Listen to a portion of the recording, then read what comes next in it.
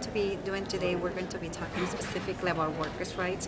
Once a worker has been hired, the rights they have, regardless of them being undocumented or have been incarcerated before. Okay. So that's what we're going to be talking specifically, that no matter what your status is, if you've been undocumented, if you're undocumented, or if you ever have a conviction, once you start working, you have the same rights to be treated with dignity and respect in your workplace, just like anybody else. Because we all know this isn't hate for Blackish.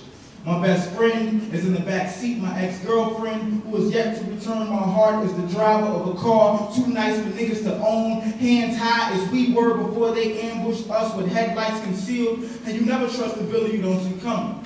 But on the west side of Chicago, you never trust a cop, period. Guns drawn like sketches in courtrooms that would allow him to walk free. I have seen this movie too many times before, so has he. Won't be the first, won't be the last, he says.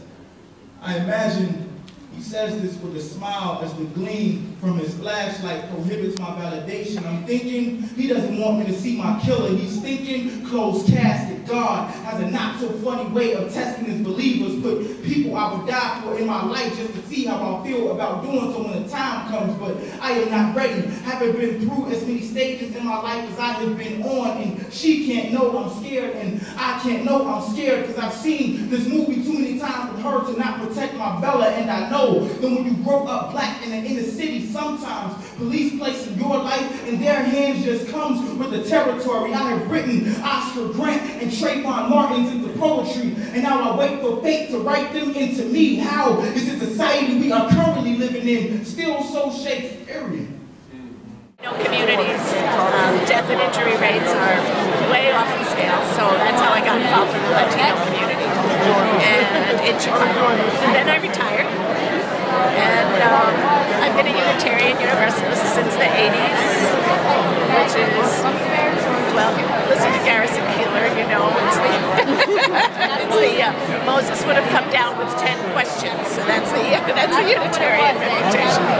So through that I became very involved in the immigration issue, not so much the incarceration directly. I came to work on this